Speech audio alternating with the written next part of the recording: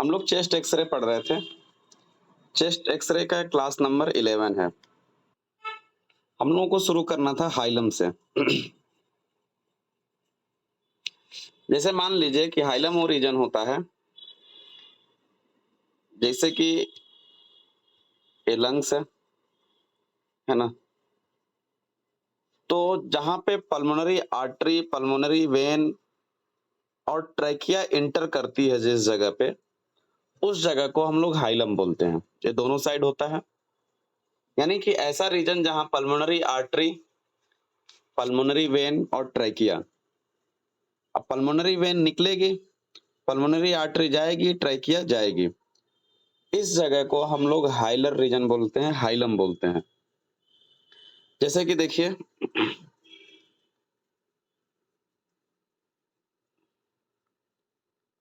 इस वाले रीजन को, जो लंग्स में एंट्री पॉइंट है, उस वाले रीजन को क्या बोला गया? हाइलम। इसमें क्या है? ब्रोंकस यानी कि ट्रैकिया जा रही है, पल्मोनरी आर्टरी और पल्मोनरी वेन का इंसर्शन हो रहा है, ठीक है?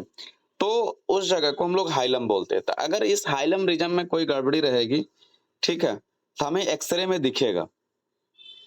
आपको जैसे कि पता है, अभी मैंने बताया कि इस रीजन में पल्मोनरी आर्टरी जाती है, ठीक है, ए आई होगी इधर से, दोनों साइड गई होगी, पल्मोनरी आर्टरी है।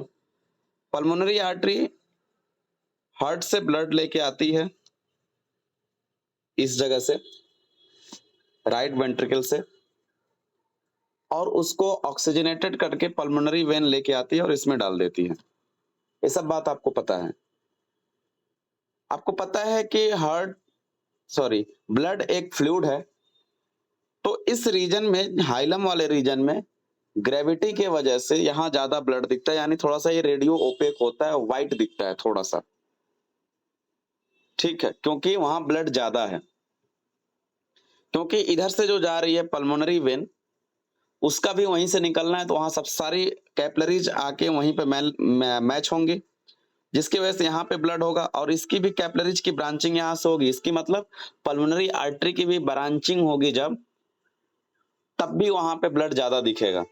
तो कहने का मतलब है कि ब्लड नीचे की तरफ थोड़ा सा व्हाइट ज्यादा दिखता है ग्रेविटी के वजह से। दूसरा चीज, जब हम एक्सरे करवाते हैं तो ग्रेविटी रहती है, तो ग्रेविटी की वजह से भी थोड़ा सा नीचे की तरफ क्या दिखता है आपको? व्हाइट दिखता है, हल्का व्हाइट दिखता है, रेडियो ओपेक होता है। लेकिन मान लीजिए कि अगर किसी किसी पेशेंट में बहुत ज्यादा यहाँ व्हाइट दिख रहा है, काफी लार्ज एरियाज में व्हाइट दिख रहा है, रेस्ट ऑफ क्या दिख रहा है? ब्लैक दिख रहा है, लेकिन बहुत ज्यादा एरियाज में इस जगह पर व्हाइट दिख रहा है, इसका मतलब यहाँ ब्लड रुक रहा है, यानी कि बहुत प्रोमिनेंट वेस्कुलर मार्किंग है हाइलर रीजन में, ठीक है, प्रोमिनेंट वेस्कुलर मार्किंग। किस रीजन की बात हो रही है? हाइलम वाले रीजन में, ठीक है। तो इसका मतलब कहीं ना कहीं ब्लड उसमें रुक रहा है, पल्मोनरी कंजेशन का ये साइन है। पल्मोनरी कंजेशन यानी कि उस पेशेंट को हो सकता है कि पल्मोनरी कंजेशन हो। आपको फर्दर जांच करनी होंगे क्या उसको सच में पल्मोनरी कंजेशन है। जैसे पल्मोनरी कंजेशन होने के कई सारे रीजन हैं, आपको ये बात पता है। ये रही हार्ट, है ना, और यहां से निकल के जा रही है ये जो है आपकी पल्मोनरी आर्टरी। तो अगर लंग्स में ब्लड अगर रुक रहा है, तो इसका मतलब कहीं ना कहीं हार्ट में गड़बड़ी है। अब पल्मोनरी कंजेशन के लिए कई सारे कारण हो सकते हैं, वो हम लोगों ने जो है मेडिसिन में देख रखे हैं। जैसे मान लीजिए कि हार्ट फेल हो गया, पंप नहीं कर रहा है। जब हार्ट फेल कर जाता है, अगर मैं हार्ट फेल का इकलौता एग्जांपल लूं, हार्ट फेल का, तो हार्ट जब पंप नहीं करेगा तो इसमें ब्लड रुकने लगता है, तो इस जगह पे ज्यादा वाइट दिखेगा। इवन इसी जगह पे नहीं, जब हार्ट फेल करने लगता है तो जो इसकी ब्रांचिंग है आगे जो जा रही है, इसमें भी ब्लड रुकने लगता है, ब्लड से पानी लीक करने लगता है, जिसके वजह से पल्मोनरी एडिमा हो जाता है। क्या हो जाता है? Pulmonary edema, PE for pulmonary edema हो जाता है। तो अगर किसी का हार्ट फेल हो गया है और उसके वजह से पल्मोनरी कंजेशन हो रहा है, तो हाइलम रीजन में तो प्रोमिनेंट वेस्कुलर मार्किंग दिखेगा ही दिखेगा, दूर के भी ब्रांचिंग में जो है क्या दिखेगा, वेस्कुलर मार्किंग प्रोमिनेंट दिखेगा।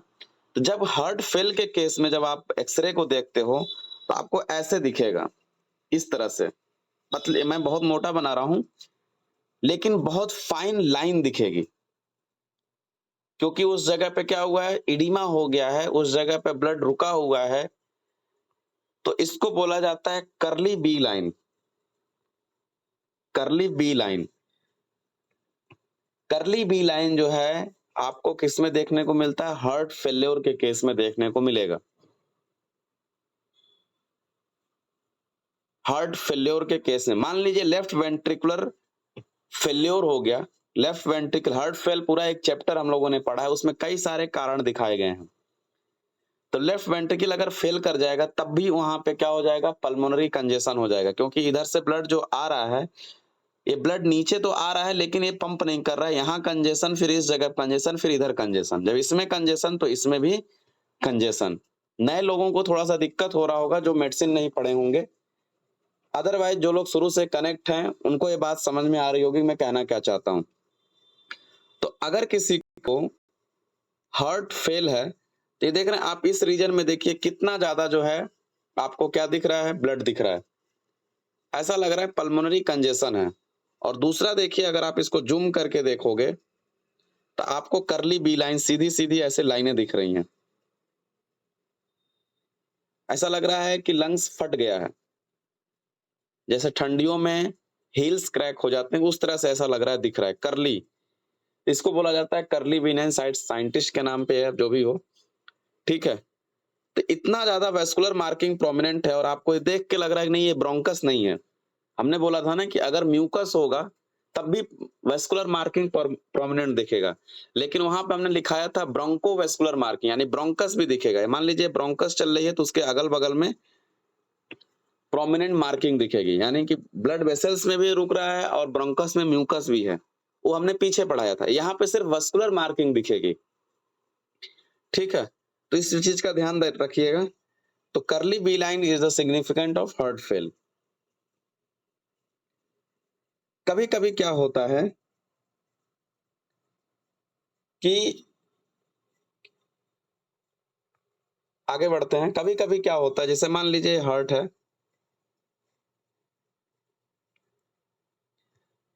तो जो ये पल्मोनरी आर्टरी जा रही है, कभी कभी इसमें स्ट्रक्चर हो जाता है, स्टेनोसिस हो जाती है, और कभी कभी इसके वाल में स्टेनोसिस हो जाती है। पल्मोनरी वाल में स्टेनोसिस हम लोग पढ़ चुके हैं मेडिसिन में, यानी कि पल्मोनरी वाल में स्टेनोसिस हो गई, या फिर इस जगह पे आप, मैंने थोड़ा सा धसाया इसको, यानी कि स्टेनोसिस हो गई, स्ट्रक्चर हो गया।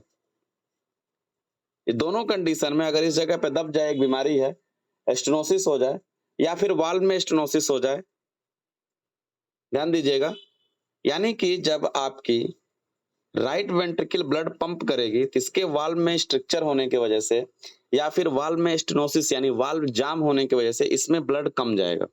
अब मैं जस्ट उसका अपोजिट बता रहा हूं, पहले ब्लड ज्यादा जाता था या फिर ब्लड रुक गया था, कंजेशन हो गया था, जाम लग गया था, लेकिन अब यहाँ पे क्या हो रहा है कि इसमें स्टेनोसिस के वजह से पल्मोनरी वाल्व में, पल्मोनरी आर्टरी में स्टेनोसिस होने की वजह से क्या हो रहा है बताइए, ब्लड इसमें कम जाएगा। जब ब्लड कम जाएगा तो लंग्स में जब जाएगा यही ब्लड घूम के, तो वेस्कुलर मार्किंग भी क्या दिखेगी, कम दिखेगी। आपको दिखेगा करे भाई वेस्कुलर मार्किंग, ब्लड वेसल्स तो दिख ही नहीं रहे हैं, यानी कि कहीं ना कहीं लंग्स में ब्लड कम जा रहा है ना। यानी कि वेस्कुलर मार्किंग क्या होगी आपकी, वेस्कुलर मार्किंग आपकी लेस विजिबल होगी, कम दिख रही है, नॉर्मल से भी कम दिख रही है।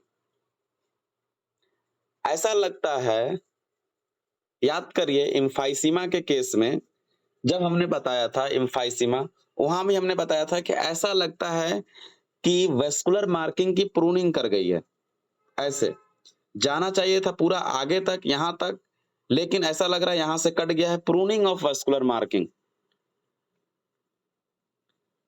पुराना अगर आप रिवाइज करके नहीं बैठेंगे तो फिर प्रूनिंग ऑफ वेस्कुलर मार्किंग, ऐसा लग रहा है वेस्कुलर मार्किंग की प्रूनिंग हो गई है। ऐसा हम लोग एम्फाइसीमा में भी देखे थे, अब जाके पीछे पन्ना पलट के देखिएगा। तो अगर पल्मोनरी आर्टरी में नैरोइंग हो गई, ऑब्स्ट्रक्शन हो गया, ठीक है, नैरोइंग हो गई, ऑब्स्ट्रक्शन हो गया, या वाल में स्टेनोसिस हो गई, तो वेस्कुलर मार्किंग क्या होगा, कम दिखेगा। ठीक है, अगली बीमारी देखिए। जैसे मान लीजिए कभी कभी ये लंग्स है, सपोज करिए ये लंग्स है, कभी कभी क्या होता है, हाँ बताओ। सर ये स्टेनोसिस वाला तो रिकॉर्डिंग ऑन नहीं हुई थी, ठीक है। तो ये क्या है, मान लीजिए ये लंग्स है और ये आपकी है पल्मोनरी आर्टरी और ये क्या है, एओर्टा। ठीक है, कभी कभी क्या होता है, ये दोनों आपस में कनेक्ट हो जाते हैं, ऐसे रहते हैं। नॉर्मली ये बंद हो जाना चाहिए लेकिन ये बंद नहीं होते हैं।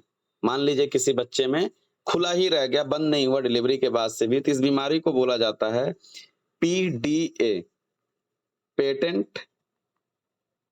आप लोग ये बीमारी जरूर पढ़े होंगे सर्जरी में, डक्टस आर्टेरियोसस। अगर ये ओपन रह गया तो, यूट्राइन लाइफ में ये ओपन रहता है, लेकिन अगर डिलीवरी के बाद से भी अगर ओपन रह गया तो क्या होगा, याद करिए कि इस जगह की ब्लड पल्मोनरी आर्टरी और ये जो पंप करेगी, इन दोनों की ब्लड का मिक्सअप हो जाएगा। यानी ब्लड चूंकि ये ज्यादा प्रेशर से जो है, लेफ्ट वेंट्रिकल ज्यादा प्रेशर से ब्लड को पंप करेगी, तो इसका ब्लड इसमें आ जाएगा, किसमें आ जाएगा, पल्मोनरी आर्टरी में आ जाएगा। जब पल्मोनरी आर्टरी में एक तो इसका ब्लड जा ही रहा था, दूसरा इसका भी ब्लड इसी में जाने लगेगा, है ना, तो ज्यादा ब्लड जो है आपके लंग्स में जाने लगेगा। यानी कि फिर से वही है कि हाइलम रीजन में, हाइलम वाले रीजन में वेस्कुलर मार्किंग कैसे दिखेगी बताइए, प्रोमिनेंट दिखेगी। कोई ऐसा बंदा जिसको समझ में ना आया हो, क्योंकि इसके हिस्से का भी ब्लड किस में चला जा रहा है, इसी में चला जा रहा है, पल्मोनरी आर्टरी में ही, है ना। जैसे देखिए इस फोटो को, ये देखिए इसके हिस्से का भी ब्लड इसी में आ जा रहा है, इसको बोलते हैं पेटेंट डक्टस आर्टरियोसस, ये डिफेक्ट है। ठीक है, तो उसके हिस्से का भी ब्लड उसके अंदर आ जा रहा है। तो जब आप देखोगे उस बंदे को, कई सारी दिक्कतें होंगी, लेकिन सिर्फ हम हाइलम रीजन की बात कर रहे हैं। आप इस देखो बच्चे को, इस रीजन में कितना सारा डिफेक्ट, हालांकि डिफेक्ट ही डिफेक्ट है इसमें, ये बड़े लोगों में आ गया है बीमारी, बाद में डायग्नोस हुआ है। तो इस रीजन में जब आप देखोगे तो प्रोमिनेंट जो है आपको वेस्कुलर मार्किंग दिखेगा। देखिए ध्यान से, कितनी सारी व्हाइट है, आपको लगेगा नहीं ये नॉर्मल है ही नहीं, तो प्रोमिनेंट वेस्कुलर मार्किंग। कभी कभी क्या होता है, हाइलम रीजन वाले में ट्यूमर का डेवलपमेंट हो जाता है, हाइलम रीजन में एबनॉर्मल ट्यूमर का डेवलपमेंट हो जाता है। तो ट्यूमर अगर डेवलप होगा तो वो दिखेगा, वो आपको एक्सरे में हाइलम वाले रीजन में ट्यूमर दिखेगा। कह तो रहे हैं कि आप हमेशा से साइन एंड सिम्टम के बेसिस पे ही आप एक्सरे देखेंगे। आपको ऐसे दे दिया जाए एक्सरे और नीचे यहाँ हटा दिया जाए, बोलो ये क्या है, तो आप नहीं बता पाओगे, आपके लिए कठिन हो जाएगा। लेकिन आपको सिम्टम के साथ बताया जाए, अब इसमें ब्लड मिक्सअप होगा, बॉडी में ब्लड कम जाएगा, वीकनेस आएगी, साइनोसिस वगैरह देखने को मिलेगा, साथ में ऑस्कल्टेशन करोगे, चेस्ट साउंड सुनोगे, ईसीजी कराओगे, सब कुछ उसमें डिफेक्ट ही डिफेक्ट, तब आप डायग्नोसिस बनाओगे कि आपके पेशेंट को भाई पीडीए हुआ है। ऐसा नहीं है कि आप एक्सरे देख के, इसमें बहुत से एक्सरे में बताया गया है कि ये जो है वेस्कुलर मार्किंग प्रोमिनेंट दिख रही है। ठीक है, तो आपको हमेशा साइन एंड सिम्टम के बेसिस पे देखना है। तो अगर किसी को हाइलम रीजन में ऐसा सिर्फ गोल सा दिखे अगर, तो आप मान के चलिए कि उसको क्या है, हाइलम में एबनॉर्मलिटीज है, ट्यूमर है। ठीक है, क्योंकि ट्यूमर कैसा दिखेगा बताइए, व्हाइट दिखेगा। इसमें एक तरफ दिख रहा है इस रीजन में, ये देखिए व्हाइट सा दिख रहा है, बाकी आपको एक कार्डियक शैडो दिख रहा है। ठीक है, तो इस तरह से अगर दिखे तो आपको समझ जाना है कि ट्यूमर है। कभी कभी जन्मजात एक बीमारी होती है, हेरिडिटरी नीचे लिखा हुआ है, हेमरेजिक टेलेंजेक्टेसिया।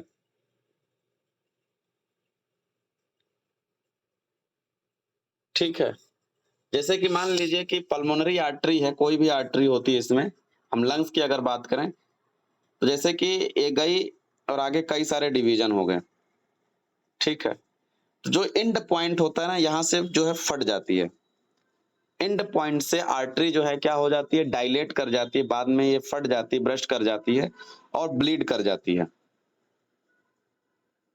तो जिस जगह पे ब्लीडिंग होगा वहां ब्लड इकट्ठा होगा, व्हाइट दिखेगा। अगर नहीं भी ब्लीडिंग होगा, अगर डायलेट करेगा तब भी ब्लड इकट्ठा होगा, तब भी व्हाइट दिखेगा। ये खतरनाक बीमारी है। इसको दूसरा नाम भी बोलते हैं हेरिडिटरी टेलेंजेक्टेसिया को, ऑस्लर। ये हम पढ़ाएंगे, किसी चैप्टर में पढ़ाएंगे। ऑस्लर मेडिसिन में टॉपिक है। Weber Rendu, Osler Weber Rendu's disease. इसको दूसरा नाम क्या है, ऑस्लर वेवर। इसको हेरिडिटरी हेमरेजिक टेलेंजेक्टेसिया बोला जाता है। फेस पे भी इसका मैनिफेस्टेशन होगा। आप देखिए इसमें, इस जगह पे आप कहोगे कि ये क्या व्हाइट व्हाइट सा चमक रहा है अलग से, बिल्कुल। आप पूरे लंग्स में देखिए चमक रहा है, ठीक है। यानी आपको साइन एंड सिम्टम के बेसिस पे, उसके जब पेशेंट के चेहरे को आप देखोगे तो चेहरे पे भी आपको ब्लीडिंग स्पॉट दिखेगा, चेहरे पे भी दिखेगा ब्लीडिंग स्पॉट। इस बंदे को देखिए, और एक्सरे कराया आपने, क्योंकि उसने बोला कि बलगम में कई बार ब्लड आया, डॉक्टर साहब टीवी तो नहीं ना हो गया, जरा जांच करा लीजिए। खांसी आ रहा है, बलगम आ रहा है, बलगम में खून आ रहा है, नहीं बलगम आ रहा है तब भी खून निकल जा रहा है, हो सकता है यूरिन में भी ब्लड आए, कुछ भी बता सकता है ब्लीडिंग से संबंधित। फिर आप चेहरा देखे और एक्सरे देखे तो आपने डायग्नोसिस बना लिया, भाई आपको है हेरिडिटरी टेलेंजेक्टेसिया हो गया है। ये हेरिडिटरी है, जन्मजात होता है, ठीक है। तो ब्रांचिंग ऑफ पल्मोनरी आर्टरी के डायलेट हो जाती है एंड में, तो ये दिक्कतें हो सकती हैं। मान लीजिए किसी के ट्रैकिया में ट्यूमर हो जाए, नंबर बढ़ा के लिखते जाइएगा अगला जो भी नंबर हो। आपको इस एक्सरे में नॉर्मल ये बच्चा दिख रहा है, जो आपको इस एक्सरे में ट्यूमर दिख गया होगा। अगर आप वाकई में एक्सरे के एंड पे होंगे तो देखिए इस जगह पे ट्यूमर है। ट्रैकिया में हो या ट्रैकिया के बगल में ट्यूमर हो, अगर ट्रैकिया में होगा तब ट्रैकिया डायलेट कर जाएगी, ट्रैकिया के बगल में होगा तो ट्रैकिया शिफ्ट कर जाएगी और वो ट्यूमर उसके बगल में दिखेगा। व्हाइट कलर का होगा, आपको ये भी पता है, रेडियो ओपेक होगा। तो आप इस फोटो में तो निमोनिया भी इसको है ना? नहीं, निमोनिया नहीं है, डायफ्राम इज हियर। ये देखिए स्टमक दिख रहा है, तो ये जो एरियाज दिख रहा है लीवर का दिख रहा है, ये एरिया जो दिख रहा है स्टमक का दिख रहा है। तो ये देखिए आपको कार्डियक शैडो जो है लार्ज दिख रही है, यानी कि ये एपी व्यू है, एंटीरियर टू पोस्टीरियर, यानी आगे से फोटो खींचा गया है, ठीक है। तो आप इसका भी ध्यान रखना है कि व्यू कौन सा है।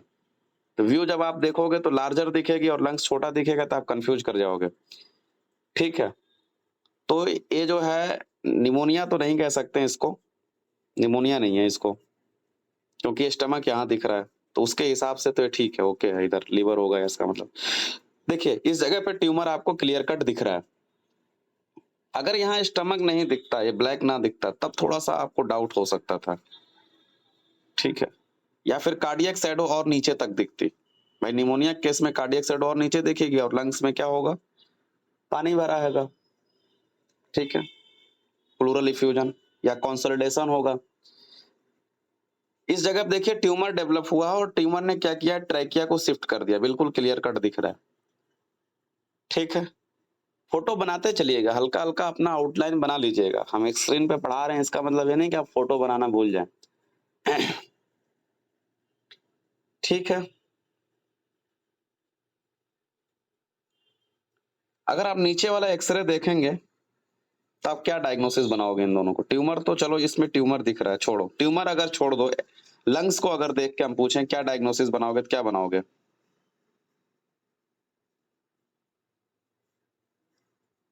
कौन बताएगा।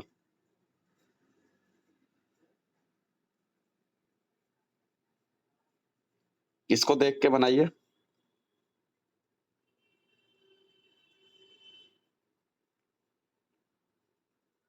कोई बता पाएगा क्या है इस बंदे को।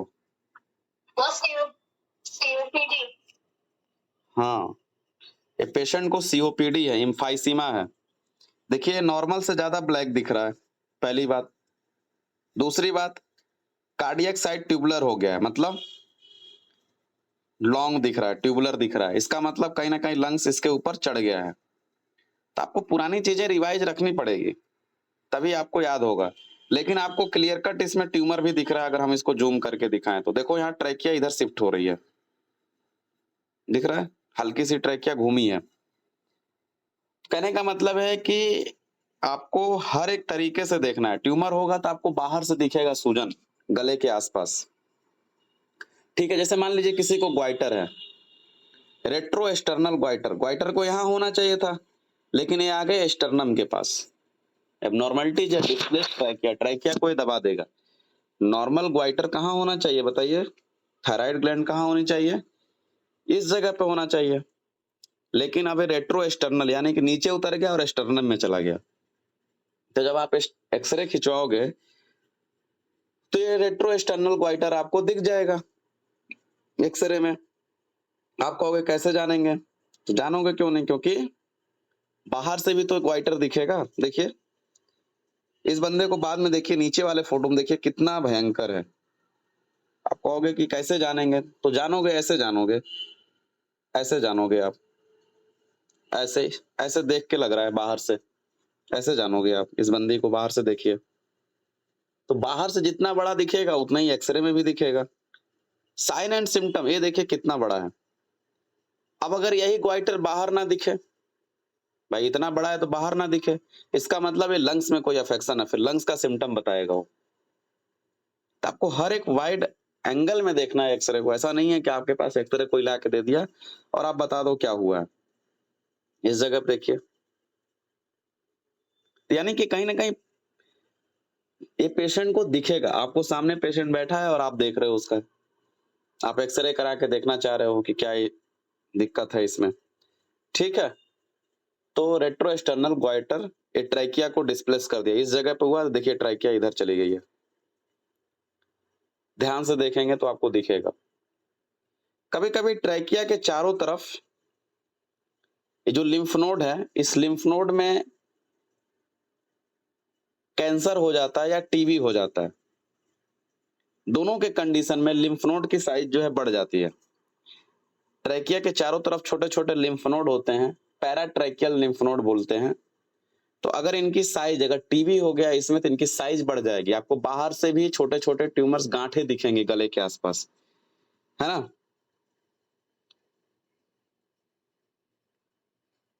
तो गांठें जब दिखेंगे तो ये देखिए पूरी गांठें एक साथ होकर दिख रही हैं। तो आपको एक्सरे में भी वो गांठें दिखेंगी। हो सकता है ट्रैकिया का साइज बढ़ा हुआ दिखे, हो सकता है ट्रैकिया आपको नॉर्मल से ज्यादा चौड़ी दिखे, क्योंकि पूरे ट्रैकिया के चारों तरफ ये घेरे हुए हैं ना, ये चारों तरफ घेरे हुए हैं। ट्रैकिया इसके नीचे गई होगी, होगा टीबी तो सब में अगर एक साथ हो रहा है तो ये यहां से यहां तक पूरा दिखेगा, बीच वाला दिखेगा ही नहीं। यानी कि पूरा का पूरा दिखेगा, यानी सब कुछ व्हाइट दिखेगा। तो आपको डाउट होगा कि भाई ट्रैकिया इतनी चौड़ी क्यों दिख रही है। तो आप वहां से अंदाजा लगा लोगे कि भैया पैराट्रैकियल लिम्फ नोड तो नहीं ना, बाहर से दिखने में भी लग रहा है कि अलग अलग से, ठीक है। तो अगर किसी को पैराट्रैकियल लिम्फ नोड हो तो आप वहां से देख सकते हो।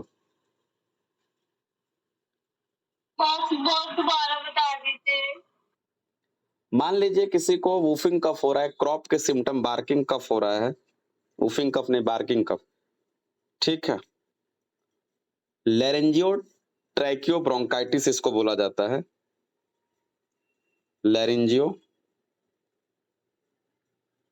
ट्रैकियो ब्रोंकाइटिस लिख लीजिएगा, क्रॉप का दूसरा नाम। होता क्या है, लैरिंग्स रीजन में म्यूकस का एक्युमुलेशन हो जाता है, फिर जो है लिख लीजिए, म्यूकस का एक्युमुलेशन हो जाता है, जिसके वजह से मतलब जो खांसी आएगी ना, ऐसा लगता है कि अजीब सा, मतलब ऐसा लगता है कि कुत्ता खांस रहा है, ठीक है, उस तरह से। तो ब्रोंकाइटिस का इसका नाम है। लेकिन ये ब्रोंकाइटिस किस में हो रही है? लैरिंग्स में और साथ साथ ट्रैकिया में। क्योंकि मान लीजिए ऐसे लैरिंग्स है तो उसके नीचे क्या है? ट्रैकिया है। तो होता क्या है कि इसमें क्या होता है कि ये लैरिंग्स है और ये ट्रैकिया है, अगर इसमें इन्फेक्शन हो गया तो यहाँ पे एक आपको आउटलाइन में स्वेलिंग दिखेगी, ओपेसिटी दिखेगी इस तरह से। अभी इस एक्सरे को मत देखिएगा, मान के चलिए व्हाइट बोर्ड है, इस तरह से ओपेसिटी दिखेगी कुछ इस तरह से, ठीक है। क्रॉप के केस में, लेरेंजियो ट्रैकियो ब्रोंकाइटिस के केस में स्वेलिंग दिखेगी, ओपेसिटी दिखेगी, ठीक है। ऐसा लगता है कि पेंसिल रखा हुआ है उस जगह पे। क्या रखा हुआ है? ऐसा लगता है कि पेंसिल रखा हुआ है इस तरह से, नोकीला टाइप का रहेगा पेंसिल ऐसे। या तो ऐसा लगता है कि उल्टा वी है, इन्वर्टेड वी है। वी को आप ऐसे बनाते हो तो ऐसा लग रहा है कि नहीं, ये उल्टा कर दो, इन्वर्टेड वी है। तो इन्वर्टेड वी शेप या फिर पेंसिल पॉइंट, देखिए ऐसा लग रहा है पेंसिल है, नटराज की पेंसिल आप आगे से छील दीजिए, इसको बोला जाता है पेंसिल पॉइंट साइन। यानी कि क्रॉप के केस में आपको पेंसिल पॉइंट साइन दिखेगा ट्रैकियल रीजन में, अभी मैं उसकी चर्चा करूंगा। पेंसिल पॉइंट साइन या फिर स्टेपल साइन, इसको दूसरा क्या बोला जाता है, इसी को steeple sign, STEEPLE, steeple sign, नाम एक ही है। कैसा दिखता है? पेंसिल की तरह या फिर इन्वर्टेड वी शेप, ठीक है। तो जब किसी बंदे को खांसी आ रही है तो आपको ये देखना है कि लैरिंग्स तो नहीं ना इन्वॉल्व हो गई है, क्योंकि लैरिंग्स इन्वॉल्व हो गई तो आवाज भी उसकी चली जाएगी, दिक्कत होगा बोलने में उसको। तो जब आप ध्यान से एक्सरे करा के लाओगे, आप चेस्ट रीजन का ना करा के बोलना कि गले के रीजन का खास करके फोकस करना है। आपको बताना पड़ेगा कि हम बेसिकली गला देखना चाह रहे हैं, ट्रैकिया देखना चाह रहे हैं, इस रीजन को देखना चाह रहे हैं, ठीक है। तो पूरा चेस्ट एक्सरे ना करा के आपको उसमें लिखना होगा कि एबव द चेस्ट, यानी थोड़ा सा ऊपर से आपको लेना है। तो जब वो लेगा रेडियोलॉजिस्ट, तो आपको एक्सरे में अगर क्रॉप होगा, ठीक है, तो आपको ये पेंसिल पॉइंट की तरह दिखेगा। आप ध्यान से देखिए, इसमें दिख रहा है, आपको देखना पड़ेगा, हम इसको जूम करके दिखा रहे हैं। आपको ये देखिए ब्लैक सी मार्किंग दिख रही है, बहुत आसान होता है ये तो, हमने मतलब अपने प्रैक्टिस में भी हमको मिला है, ये चीज बहुत आसान होता है देखने में। दिख रही है सबको ये चीज दिख रही है अलग से बिल्कुल, इतना दूर देखिए, बिल्कुल ऐसा लग रहा है क्या कि पेंसिल रखा हुआ है छिला हुआ, ठीक है। तो इसको बोला जाता है क्या कि बंदे को क्या हो गया, वाकई में क्रॉप हो गया है। इस जगह पे देखिए, ठीक है। तो क्रॉप के पेशेंट में ऐसा देखने को मिलता है। देखिए कभी कभी क्या होता है कि पेशेंटों का डायफ्राम जो है इवेंट्रेशन हो जाता है। देखिए डायफ्राम यूं चढ़ गया ऊपर, नाम लिखा हुआ है इवेंट्रेशन ऑफ द डायफ्राम, उसके आगे लिखा होगा डायफ्राम, यानी कि डायफ्राम का ऊपर चढ़ जाना। आप ध्यान से इस फोटो को देखिए, डायफ्राम यूं आई और किसी वजह से जो है ऊपर चढ़ गई। एक्चुअली वो मसल्स का कनेक्शन कट जाने की वजह से होता है, ठीक है, वो बाद में देखना है। यानी कि उसको बोला जाता है इवेंट्रम ऑफ डायफ्राम, जिसके वजह से आपकी इंटेस्टाइन देख रहे हो, लार्ज इंटेस्टाइन खास करके अंदर घुस गई इसके अंदर, है ना। क्योंकि आपको पता होगा कि ये स्टमक है, ये घूमते हुए गई ये वाली, और ऐसे लार्ज इंटेस्टाइन जाती है, तो यही लार्ज इंटेस्टाइन ऊपर की तरफ चढ़ गई, यानी कि स्टमक भी थोड़ा बहुत चढ़ेगा, लार्ज इंटेस्टाइन भी चढ़ जाएगा। तो जब आप एक्सरे देखोगे ऐसे पेशेंटों को तो आपको दिखेगा, और आपको बिल्कुल चौंक नहीं जानेगा अरे ये क्या हुआ, क्योंकि आपको कोई ऐसा पेशेंट सिम्टम बताएगा, इवेंट्रेशन ऑफ डायफ्राम का सिम्टम बताएगा। आप देखिए इस जगह पे डायफ्राम नॉर्मल रेंज में है, लेकिन इस जगह पे डायफ्राम यहाँ आ गया, और ये देखिए पूरा लार्ज इंटेस्टाइन दिख रहा है ऐसा, गैस दिख रहे हैं उसमें, फीकल मटेरियल दिखेंगे, जो भी रहेगा मैटर, फूड मटेरियल दिखेंगे, फूड का दिखेगा वहां तक फीकल ही दिखेगा, ठीक है। तो आप ऐसे एक्सरे देख के बिल्कुल चौंक मत जाना कि अरे बस ये क्या है। ये हो सकता है इवेंट्रेशन ऑफ डायफ्राम हो सकता है, अब कंफर्म कैसे करोगे? साइन एंड सिम्टम के बेसिस पे कंफर्म करोगे। लेकिन ऐसा दिखे तो आपको ऐसे बीच-बीच में ब्लैक दिख रहा है, ऐसे तो एक्स-रे दिखेगा नहीं। आप ट्यूमर भी नहीं डायग्नोस कर सकते हो क्योंकि बीच-बीच में ब्लैक दिख रहा है। स्टमक भी नहीं कर सकते हो क्योंकि इतना ज़्यादा स्टमक में ब्लैकनेस नहीं दिखती है। तो कहीं न कहीं आपको डाउट हो ही जाएगा कि अगर आप पढ़े होंगे तो आप समझ जाओगे कि इस बंदे को क्या है, वही चीज़ है, डायफ्राम ऊपर खिंच गया है। ठीक है? इस एक्स-रे को देख के आप कन्फ्यूज़ हो सकते हो, क्योंकि इसमें क्लियर कट नहीं दिख रहा है। देखिए, आपको लगेगा कि प्लूरल इफ्यूजन हो सकता है। ठीक है भाई, प्लूरल इफ्यूजन हो सकता है। आपको लगेगा कंसोलिडेशन हो सकता है, निमोनिया हो सकता है। ठीक है भाई, निमोनिया हो सकता है। फिर आपके दिमाग में आया नहीं, इवेंट्रेशन ऑफ डायफ्राम भी हो सकता है। चलो भाई ठीक है, अब तीनों चीज़ को आप डायग्नोस करोगे। परकशन करोगे, प्लूरल इफ्यूजन होगा, पानी रहेगा, तो अलग साउंड आएगी। निमोनिया रहेगा, सॉलिड कंसोलिडेशन, अलग साउंड आएगी। ठीक है? और अगर इंटेस्टाइन चढ़ा होगा तो इंटेस्टाइनल सिम्पटम भी आएँगे। जीआईटी का कंप्लेन बताएगा वो। निमोनिया होगा तो खांसी वगैरह बताएगा, बलगम बताएगा। कहने का मतलब है कि आप साइन एंड सिम्पटम पे देखने की कोशिश करोगे क्या है ये। ठीक है? फिर उसके बाद से आप फर्दर जाँच कराओगे। ठीक है? अच्छा, आगे बढ़ते हैं। कभी-कभी जैसे कि टाइफाइड वगैरह के केस में क्या होता है कि इंटेस्टाइन बर्स्ट कर जाती है, फट जाती है। इंटेस्टाइन वगैरह के केस में, इंटेस्टाइन के केस में आंतें फट जाती हैं, टाइफाइड वाले केस में। तो अगर मान लीजिए कि स्टमक में इंटेस्टाइन बर्स्ट कर गई तो इसका गैस लीक होगा। गैस लीक होगा जब, पेरिटोनियल कैविटी में ही रहेगा। बहुत पैनिक नहीं होना है कि ये सब हम नहीं पढ़ रहे हैं। ये सारी चीजें जीआईटी में पढ़नी है। टाइफाइड आप इन्फेक्शियस डिजीज में पढ़ोगे, चाहे ट्रॉपिकल स्प्रू वगैरह में कहीं पढ़ाया जाएगा, जरूर मेडिसिन में टाइफाइड पढ़ाया जाएगा आपको। तो गैस जब ऊपर चढ़ेगी तो आपको डायफ्राम के नीचे ब्लैक शैडो दिखेगा। किसी एक साइड, दोनों साइड, कहीं भी दिख सकता है। तो जब आपको ब्लैक शैडो दिखेगा तो आप समझ जाओगे कि इंटेस्टाइनल परफोरेशन है, क्योंकि आपको सिम्टम भी बताएगा, भयंकर पेन, इंटेस्टाइन परफोरेशन। भाई इंटेस्टाइन फटेगी तो फूड मटेरियल, ब्लीडिंग सब कुछ होगा, सिर्फ हवा तो निकलेगी नहीं। तो पेरिटोनियम में इन्फेक्शन हो सकता है, पेरिटोनाइटिस हो सकता है, पेशेंट भयंकर पेन बताएगा, उसके सिम्टम ठीक है, वो सब बाद की बात है, मेडिसिन की बातें हैं। अभी हम एक्सरे पर अगर फोकस करें तो आपको एक्सरे में क्या दिखेगा बताइए? डायफ्राम के नीचे, जस्ट डायफ्राम के नीचे आपको एक एयर पार्टिकल्स, एयर दिखेगा, यानी कि ब्लैक मार्जिन दिखेगी। इसको बोला जाता है न्यूमोपेरिटोनियम। क्या बोला जाता है? न्यूमो, न्यूमो मतलब हवा, पेरिटोनियम मतलब पेरिटोनियम में, न्यूमोपेरिटोनियम। किसमें देखने को मिलेगा न्यूमोपेरिटोनियम? इंटेस्टाइनल परफोरेशन में, है ना? यानी कि आपको ये गैस दिख रहा है और यहाँ पे क्या होगा? लीवर होगा। तो लीवर के ऊपर डायफ्राम के बीच में गैस भरा हुआ है, इसको बोला जाएगा न्यूमोपेरिटोनियम। आप ये देखिए कितना भयंकर, आपको एक जगह तो कहीं ना कहीं हिंट मिलेगा।